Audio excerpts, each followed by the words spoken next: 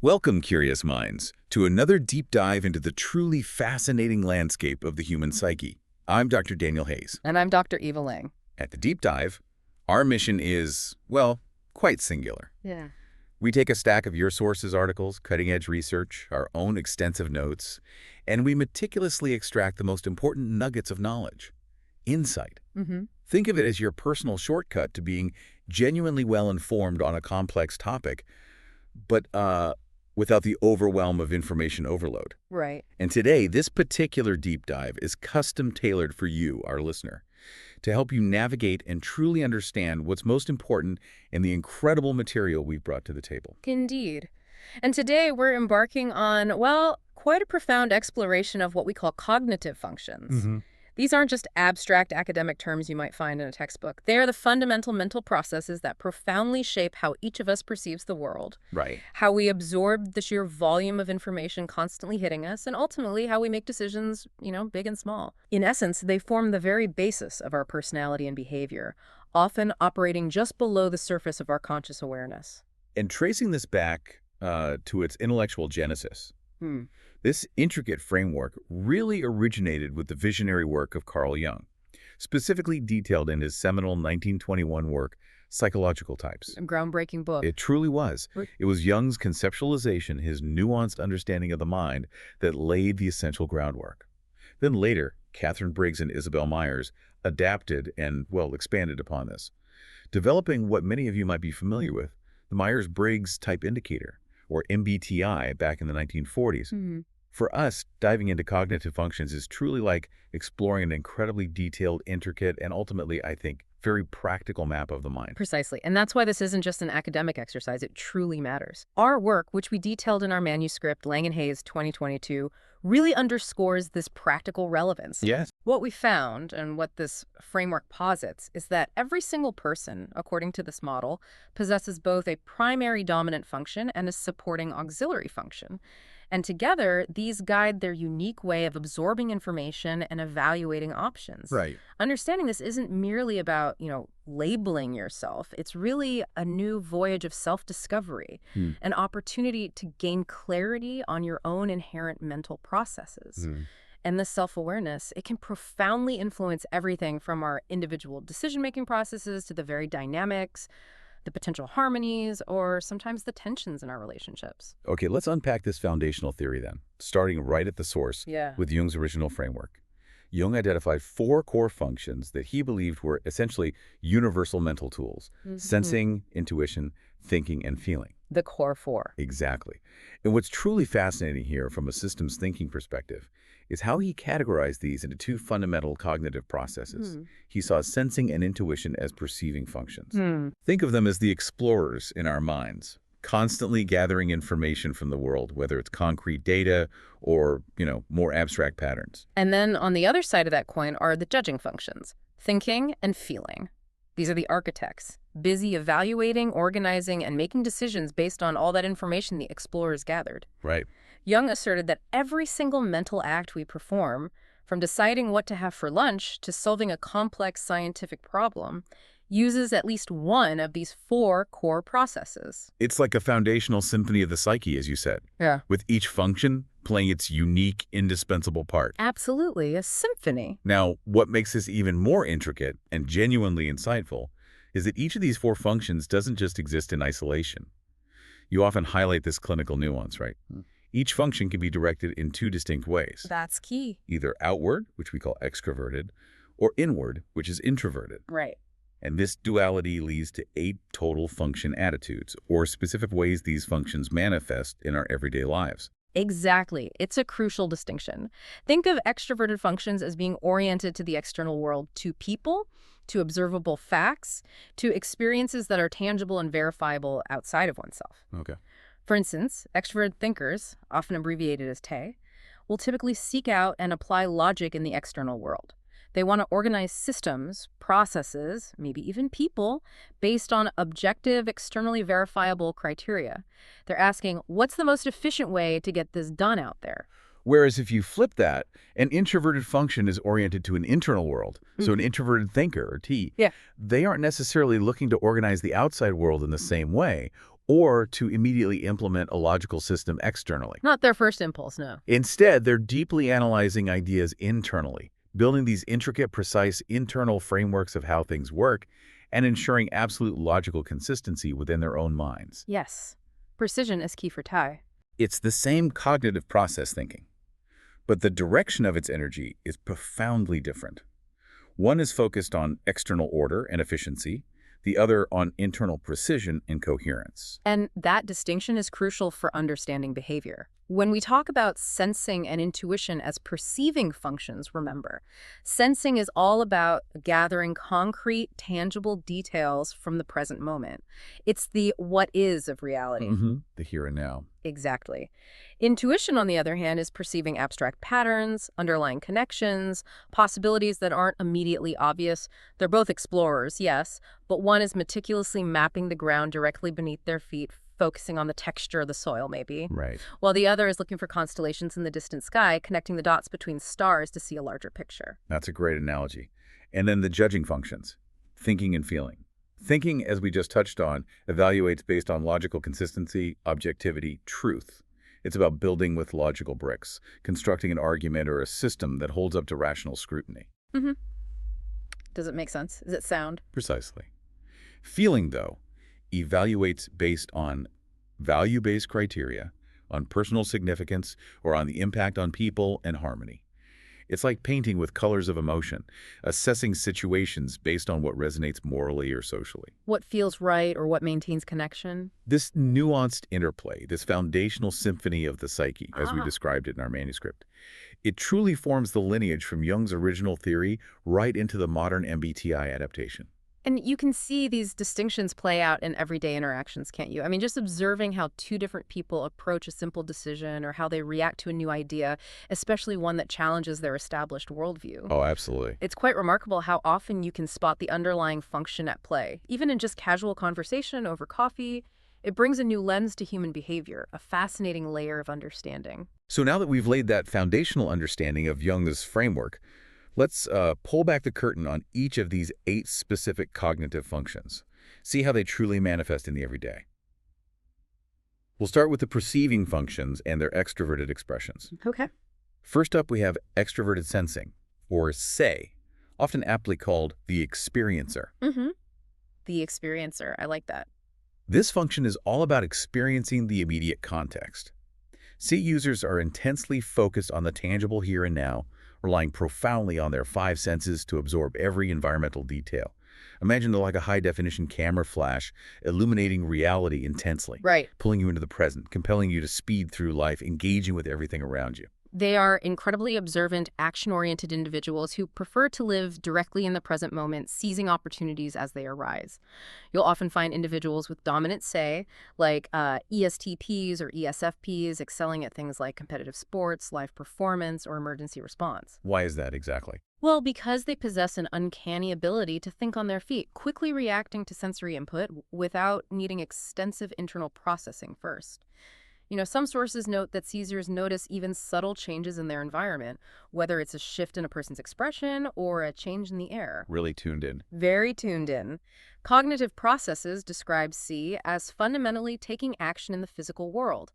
This can lead Sedums to sort of collect memories like souvenirs from an adventure, living life as a series of rich, tangible experiences. And neuroscientifically, any links there? There's some suggestion of heightened activity in sensory cortices, which, well, it makes perfect sense for a function so attuned to immediate external stimuli. It does. Okay, moving inward then, we have introverted sensing, or psi. The archivist. The archivist, yes. If extroverted sensing is the immediate experience, psi is all about reviewing and meticulously comparing present experiences to past internal templates. Right. It's that internal reference point. Exactly. Psi-driven individuals, often found in types like ISTJs and ISFJs, are frequently nostalgic, incredibly organized, and remarkably detail-oriented when it comes to their personal history and established facts. They don't just remember how things were. They remember it with remarkable precision, Vividly. using that detailed internal archive as a crucial reference point for understanding and navigating the present. They profoundly value continuity, established patterns, consistency, sometimes above almost all else. Think of them like a dedicated librarian, meticulously cataloging every past experience, every piece of information, and every sensory memory for future reference. It's a good image. And it isn't just about simple recall, it's about the internal experience of revisiting and re-experiencing those past sensations. You see real-world examples like a strong preference for routines because they provide a comforting sense of familiarity. Predictability. Or the uncanny ability to recall precise sensory memories. Maybe the exact aroma of your grandmother's kitchen from 20 years ago, or the feeling of a specific fabric from childhood. Some sources highlight that psi involves reviewing past experiences and recognizing the way things have always been, often leading to a more conservative, maybe cautious approach to new information that deviates from their internal database. And the brain connection, memory networks. Exactly. It suggests robust, stable memory networks, perhaps involving the hippocampus, which plays a key role in memory consolidation and retrieval, allowing for that deep, detailed internal recall. Makes sense. Okay, next we explore the vibrant world of intuition. First, extroverted intuition, or NE. We affectionately call this one the possibility generator. NE, yes. Yeah. Always generating. This function is characterized by its ability to perceive possibilities, connections, patterns, often across wildly disparate contexts. It jumps around. It really does. NE types like ENTPs and ENFPs are incredibly creative, associative, inherently curious. They don't just see one path. They literally see 10 ideas from one observation, constantly asking, what else could this mean? What other connections can I make? It's like their brain is in a perpetual brainstorming session, taking any given concept and expanding it into a multitude of new ideas, seeing potential ramifications or alternative interpretations just constantly. So inventors, entrepreneurs? Exactly. Think of visionary inventors who spot novel uses for familiar objects that no one else considered, or an entrepreneur who connects market trends to an entirely new business model. This isn't just simple innovation, it's a continuous outward exploration of what-ifs. Some commentaries point out NE users genuinely enjoy picking up meanings and tirelessly expanding concepts. And neuroscientifically, what's suggested? Default mode network. Often linked to the brain's default mode network, yes, which is active during mind-wandering and idea generation, and also to broad brain connectivity, which facilitates that rapid, expansive generation of novel ideas and associations. Fascinating. Then we shift to introverted intuition, or NI.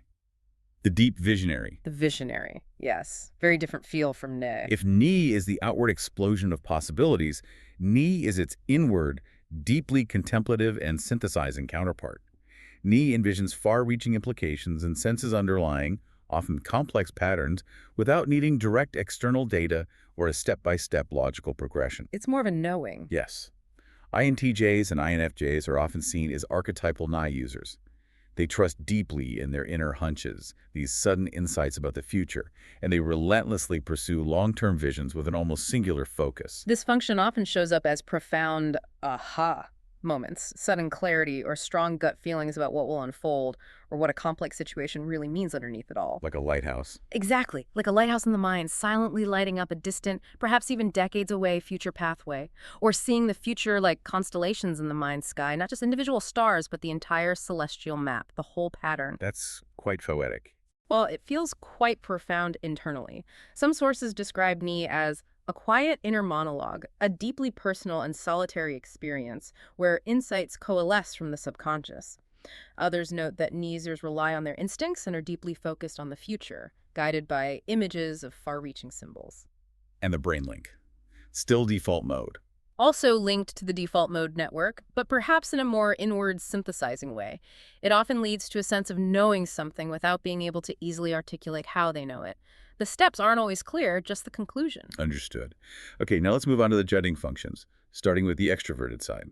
Extroverted thinking, or TE, the objective organizer. TE, getting things done. Precisely. This function is defined by its rigorous application of external logic and organization. T-dominant types, such as ENTJs and ESTJs, prioritize efficiency above almost everything else. They're driven to structure environments, streamline processes, and make decisions based on objective, verifiable criteria. Their primary question is, what works?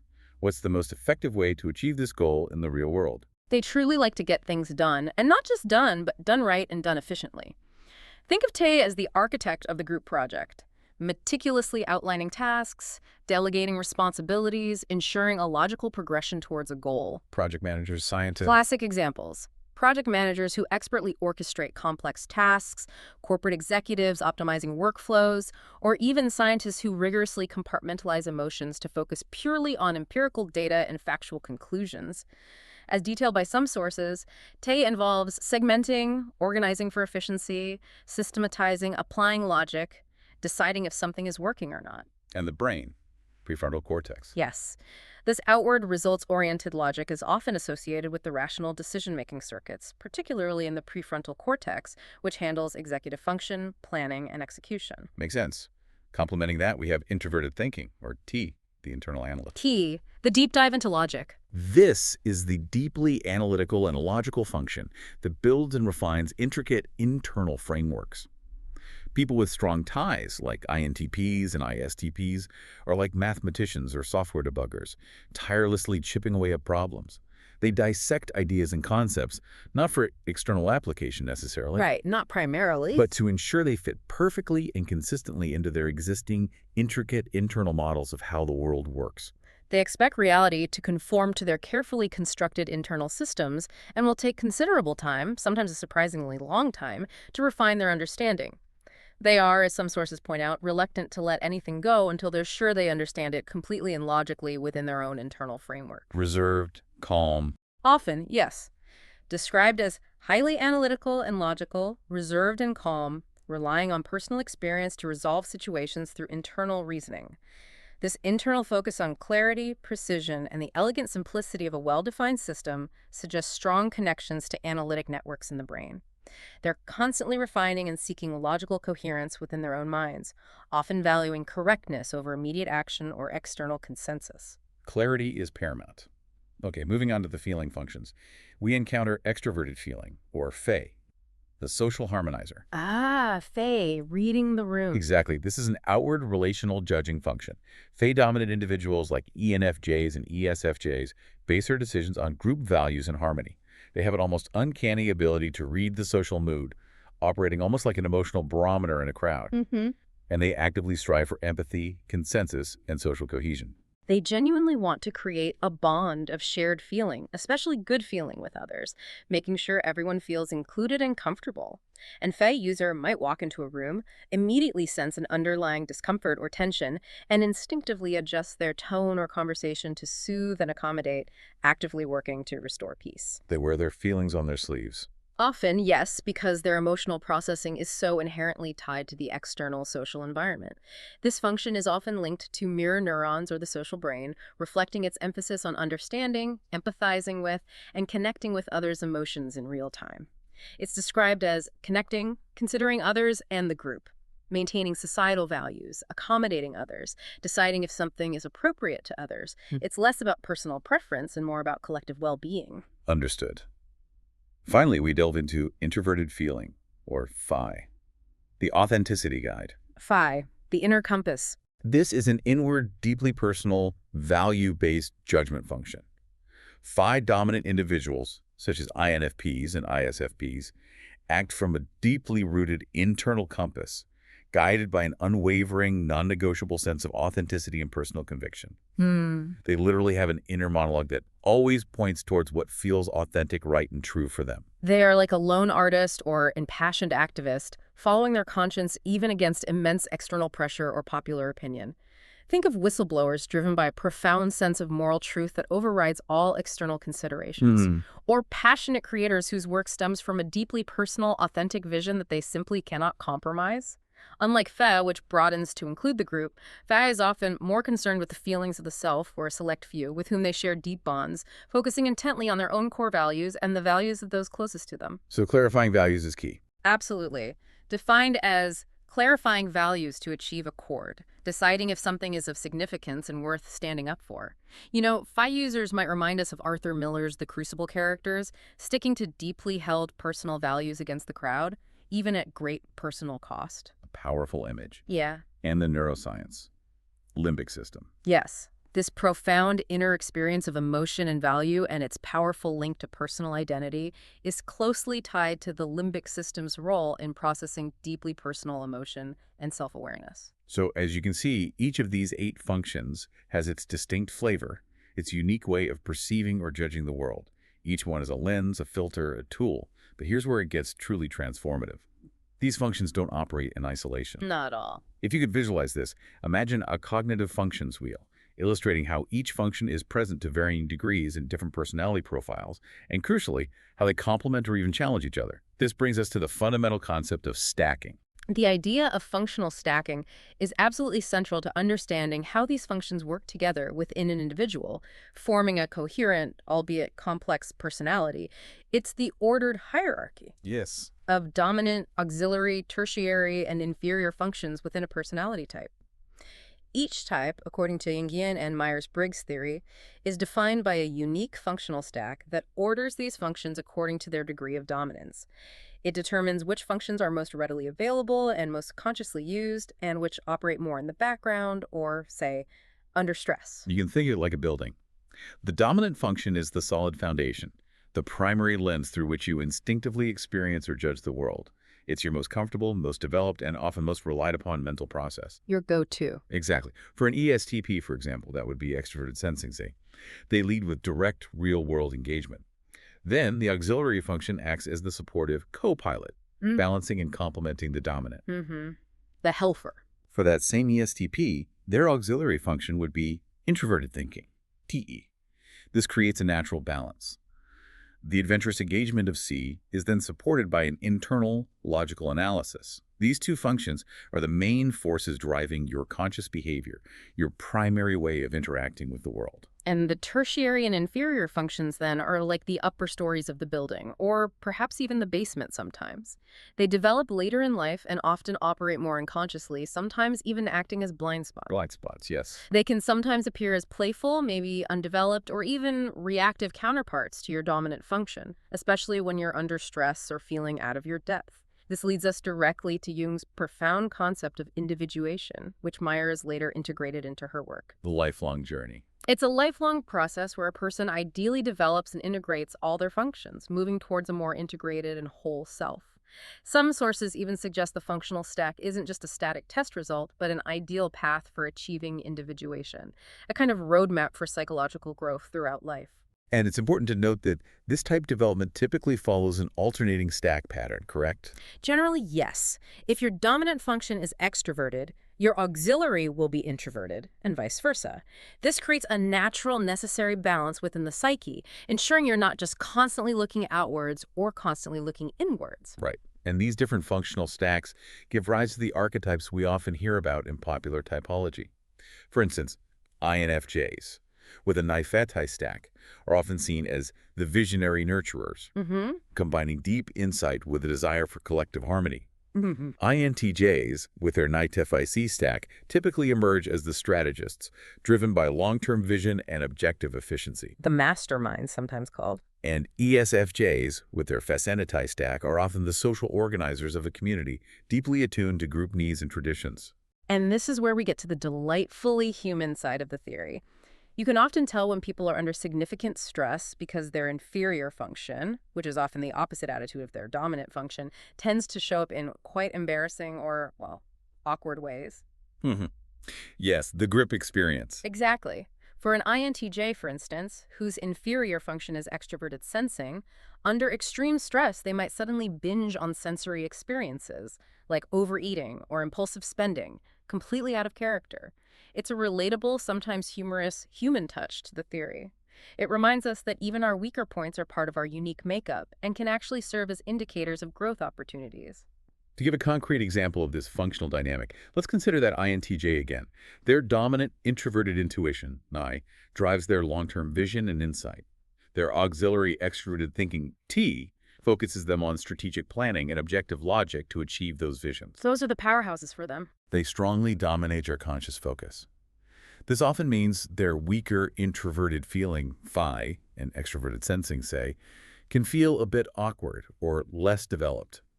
For instance, In highly emotional situations where personal values are paramount, they might struggle to articulate their feelings or connect authentically. It doesn't come as naturally. Similarly, when quick, in-the-moment physical action, essay, is required, like in an unexpected emergency, they might feel clumsy or overwhelmed by the immediate sensory demands. It's crucial to remember, though, that the stack is a developmental hierarchy, not a fixed score of strength that you're stuck with. While an INTJ might feel less comfortable with phi or say initially, these are still part of their profile and absolutely can develop over time through conscious effort and experience. Right. Growth is possible. We also want to acknowledge that there's been some, let's say, confusion among theorists over the precise order of the auxiliary and tertiary functions, stemming from Jung's own ambiguity on the matter. Yes, that debate exists. However, for practical purposes and the sake of clarity, we advocate for the conventional alternating stack as a helpful and widely accepted guide for understanding this developmental path.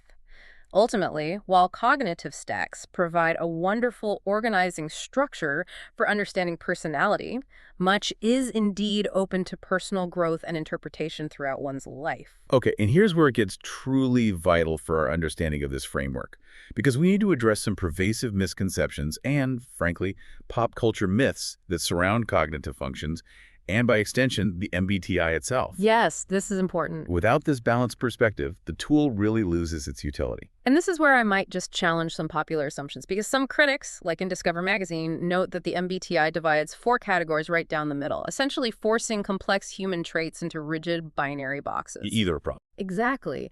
The truth is, human traits, like introversion or extroversion, are normally distributed across a spectrum in the population. They aren't just one or the other. This means many people actually fall near the midpoint of these scales. Right. And can quite easily get a different 4-letter result if they take the test on a different day, perhaps due to mood, context, or even just the specific phrasing of a question. This inherent instability is a significant point of academic critique. It's absolutely true. It's why in some academic circles, the MBTI in popular culture is sometimes playfully, though critically, called the astrology of psychology, You hear that sometimes. reflecting a healthy skepticism among some experts regarding its psychometric validity as a definitive personality measure. However, that doesn't mean it holds no value. It just means we need to understand its limitations and how best to apply it. The tool itself is neutral. Its application is where the issues often arise. Precisely. And then there are the rampant internet distortions and stereotypes. Social media in particular tends to reduce complex functions to oversimplified, often caricatured memes. Oh, definitely. You see things like, NI users must be mystical hermits who predict the future, or T users are heartless robots, which completely misses the nuance and richness of human experience. And this is also where the Barnum effect comes into play, isn't it?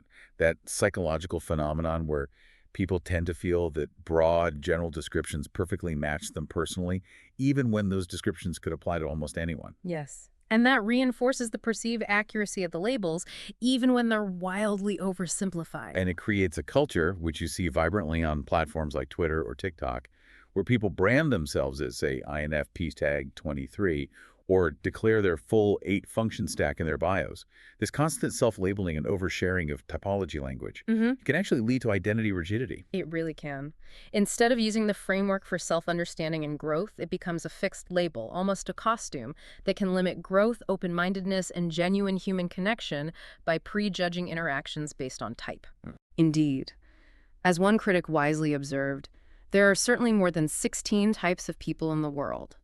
We must always warn against believing any single test or any 4-letter label gives you the full, complete, and unchangeable picture of who you are. And the MBTI test itself has documented issues with instability. Studies have shown, for example, that over 1/3 of people get a different type just weeks later if they retake the assessment. That's a significant percentage. It is. And this isn't a flaw in you as the individual. It highlights that the MBTI is best understood as a rough sorting tool, perhaps a starting point for introspection and dialogue, not a definitive, unchangeable personality measure set in stone. And this also extends to the online culture of constantly sharing one's type or function stack. While it can be fun for community building, it can also turn a nuanced self-help concept into a rigid identity, as you mentioned. It's crucial to remember that these are internal processes, and while valuable for self-understanding, they're not public declarations of ultimate identity. Well said. And we really need to emphasize that typology language should illuminate understanding, not pigeonhole people. It's about opening doors to self-awareness and empathy, not closing them by creating rigid categories. It requires care and humility in its use, recognizing the vast spectrum of human experience. So while we acknowledge the widespread popularity of MBTI and cognitive functions, we also want to encourage critical thinking. Absolutely. Forget trying to categorize everyone perfectly. Maybe remember, we're all snowflakes falling on the same MBTI tree, each wonderfully unique yet fundamentally similar in our composition. This scholarly but accessible approach helps correct these widespread myths while retaining the utility of the framework, used wisely. Used wisely, that's the key phrase. Okay, now let's explore how these functions interact, especially in our relationships and group dynamics. Because they rarely operate in isolation, their contrasting orientations can lead to both interesting tension and wonderfully profound complementarity. The dynamics are fascinating. We're going to focus on two classic pairings that often illustrate this dynamic: the phi versus phi relationship and the si versus ni interplay. Let's start with the feeling functions, phi versus phi, which we sometimes frame as the dynamic between group harmony and personal values, or maybe the outward versus the inward emotional compass. Right. Phi, or extroverted feeling, is truly about tuning into the emotional symphony of the room. It looks outward, seeking group harmony, actively considering the impact of actions on others, and striving for collective emotional well-being. The collective focus. Phi, introverted feeling, by contrast, is more like listening to one's own heartbeat. It looks inward, focusing intently on personal values, authenticity, and maintaining inner emotional integrity. So imagine a party scenario where these two functions are strongly at play. And phi-dominant person might be the one actively moving around, noticing if newcomers feel awkward, initiating conversation to ensure everyone feels included and comfortable in the collective space. Creating that warm atmosphere. Exactly. Their focus is on the communal emotional well-being. The phi-dominant person, however, might be more focused on whether the event genuinely aligns with their own values, if the conversations feel authentic to them, or if they feel comfortable and true to themselves in that environment. Right. Is this me? Does this feel right inside? They're more likely to quietly excuse themselves if the atmosphere feels inauthentic or overly superficial to their personal sensibilities. And studies, like those referenced by some typology resources, bear this out. FJs, or those with dominant phi, often respond yes to feeling directly responsible for others' comfort and emotional state in a group setting. They take that on. They do. In contrast, FPs, or phi users, feel less directly responsible for the entire group's emotional state in the same situation, focusing instead on their own personal congruence and the well-being of maybe a select few they're close to. So different spheres of concern. Very different. Phi tends to create shared emotional bonds for communal harmony, fostering a sense of belonging and collective warmth. Phi, however, is dedicated to maintaining private convictions, honoring individual truth, even if that means setting oneself apart from the group or making a choice that prioritizes internal integrity over external consensus. So if Phi is the diligent community director orchestrating collective joy, then Phi is perhaps the lone philosopher quietly contemplating and ensuring their internal integrity remains intact. This dynamic is incredibly rich and often misunderstood. It shows two fundamentally valid yet distinctly different ways of processing value and connection. Letting this breathe allows us to truly appreciate the depth of that emotional distinction. Absolutely. It's not about one being better than the other, but recognizing their distinct, valuable contributions to the social fabric and individual well-being. Now let's pivot to another fascinating contrast: sais versus nai. The present versus the future. Exactly. Yeah. Which we can describe as the immediate experience versus the future vision, a real tug of war sometimes between presence and foresight.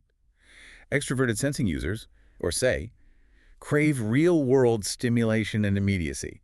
They're constantly asking, what am I experiencing now? What is tangible in this moment? Grounded in the physical. They perceive the external world in the now, fully immersed and responsive to the present sensory reality. Whereas nai users, with introverted intuition, crave future-oriented insight and abstraction. They're instinctively asking, what will this become? What are the underlying patterns here that point to the future? They are envisioning transformations without immediate data, seeing implications and trajectories far down the line, often with a profound sense of certainty. That inherent difference in focus can, and often does, create a playful, sometimes challenging conflict in relationships or teams. Oh, definitely. Think of one partner who insists on a spontaneous, thrill-seeking adventure, wanting to experience everything right now, an impromptu road trip, a sudden concert. Living in the moment. versus the other partner who constantly focuses on the deeper implications of every move, planning for the distant future, meticulously considering the long-term impact of a decision or the deeper meaning of an experience. It's the classic example we often discuss. An ESTP with dominant say and an INFJ with dominant knee planning a vacation. The ESTP might be all about the immediate thrill rides, skydiving, exploring every local hotspot, soaking up the sensory delights of the moment. All the action. While the INFJ, meanwhile, is contemplating a meaningful retreat, a place that offers profound introspection, deep cultural immersion, or even a sense of spiritual renewal. They're focusing on the feeling they want to carry away from the experience, not just the experience itself. We've often described this dynamic as a speedboat versus telescope relationship. That's a good one. One wants to move fast and experience everything directly. The other wants to stand back, observe deeply, and see far into the distance. It's important to underscore, though, that these are normal differences of perspective rather than inherent flaws in either person. Absolutely crucial. Understanding your partner's dominant function, their natural wavelength, allows for mutual respect and the compassionate navigation of these inherent tensions. Instead of frustration, there can be fascination and appreciation for how another mind is wired. It's about recognizing that both perspectives, the immediate and the long term, are vital, even if they sometimes feel at odds, and that embracing both can lead to a richer, more balanced outcome for everyone involved. It's about learning their personal wavelength, respecting it. Learning their wavelength. I like that. Okay, so understanding cognitive functions isn't just theory. It has profound, tangible applications in almost every facet of real life, from our workplaces to our most intimate relationships, and even in how we learn and grow. It's a tool for enhancing what we call cognitive empathy. Absolutely. Let's start with the workplace, which is a prime example of where these dynamics play out daily. Knowing your team members' functions can dramatically improve communication, enhance collaboration, even boost overall team productivity. How so? Well, think about it. A manager learning that an C-dominant employee who thrives on tangible experiences prefers concrete, factual instructions for a task, maybe even a hands-on demonstration. Right. Show, don't just tell. Exactly, rather than a broad conceptual overview that lacks immediate practical steps. On the other hand, a NI-dominant employee might thrive on strategic planning discussions, where they can envision long-term implications, anticipate future challenges, and synthesize complex information, rather than getting bogged down in immediate step-by-step directives. Exactly. Some resources focused on workplace dynamics advise this directly. For someone with dominant say, give clear, factual instructions and opportunities for immediate action. For someone with dominant phi, ensure communication is genuine and aligned with their values, allowing them to connect personally with the task. So, tailoring the approach. Precisely. MBTI-based training programs often emphasize this idea of speaking the other's cognitive language, which fosters what we call cognitive empathy and demonstrably reduces workplace conflict by minimizing misunderstandings and leveraging individual strengths more effectively. It makes for a more valued, efficient workplace. In romantic and personal relationships, this awareness is perhaps even more impactful, operating at a deeply emotional level. It really hits home there. Understanding your own functions and your partner's can prevent so many misunderstandings that might otherwise fester into resentment. Take our earlier discussion of Fed-dominant versus Phi-dominant individuals. Imagine a scenario where one person, and Fed-dominant, consistently suggests group holidays or large social gatherings to feel rejuvenated and connected, because their energy is outwardly focused on creating shared positive feelings. Okay. Meanwhile, their partner, and Phi-dominant, deeply needs solo downtime, quiet retreats, or intimate one-on-one time to recharge and reconnect with their inner values. Without cognitive empathy, this might feel like mismatched expectations or even a personal rejection. Why don't they want to spend time with my friends? Exactly. But recognizing these differing emotional needs as valid expressions of their functional preferences transforms that perceived conflict into understandable, valid expressions of their different wiring. It allows for intentional compromise and a deeper appreciation of each other's unique needs. Strengthening the relationship by fostering genuine acceptance. And in therapy and personal growth, this insight is invaluable. Almost revolutionary for some clients. It can be, yes. Therapists often use function awareness to help clients frame their challenges, normalizing experiences that might otherwise feel alienating or like personal failings. For instance, knowing that one's inferior function tends to surface under stress, causing moments of clumsiness or uncharacteristic behavior. That can be a huge relief. It takes away some of the self-blame. It transforms self-criticism into a pathway for growth. Imagine an INFJ whose inferior function is extroverted sensing, say, experiencing intense, disproportionate anxiety on icy roads. Okay. Understanding that this anxiety stems from their less developed say, which struggles with immediate real-world sensory demands under pressure, can allow them to apply specific cognitive behavioral strategies rather than feeling like they're just bad at driving in winter. It reframes the problem. The Myers-Briggs company itself highlights how this connection to individuation and understanding the full stack guides self-improvement and profound psychological development. Education is another prime example where this framework can yield significant benefit. In the classroom. Industry sources indicate that educators can adapt teaching methods to align more effectively with learning styles associated with different cognitive functions. For instance, sensing students often prefer hands-on experiments, clear step-by-step instructions, and concrete examples that they can directly observe and apply. Learn by doing, learn by seeing. Precisely. In stark contrast, intuitive students, particularly those with strong knee, often thrive on conceptual discussions, theoretical frameworks, exploring abstract possibilities, and connecting disparate ideas. They might quickly grasp the why, but struggle with the repetitive how.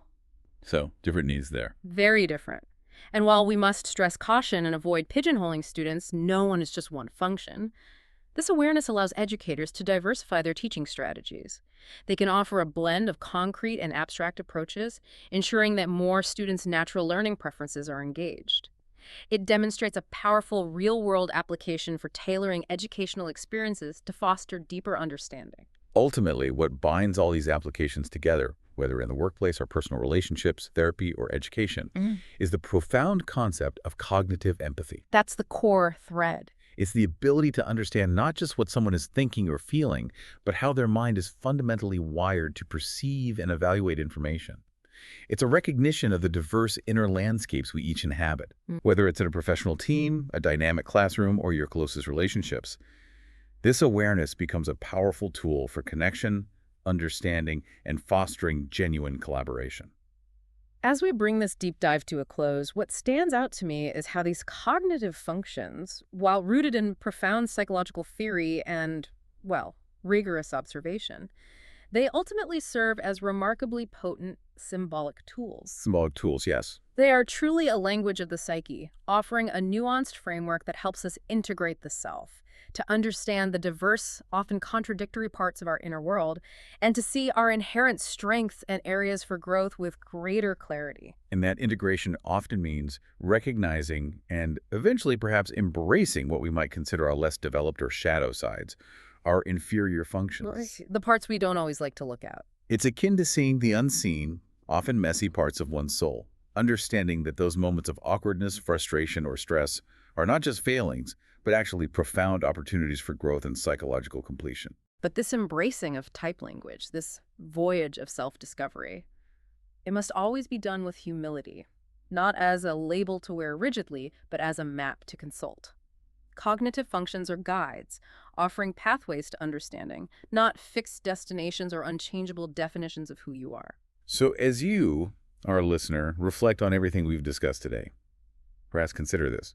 How might a deeper understanding of your own functional stack, and maybe even those functions you rarely use or feel uncomfortable with, subtly shift your perception of your past challenges? And how could that very insight transform future moments of stress or discomfort into deliberate, conscious opportunities for psychological development?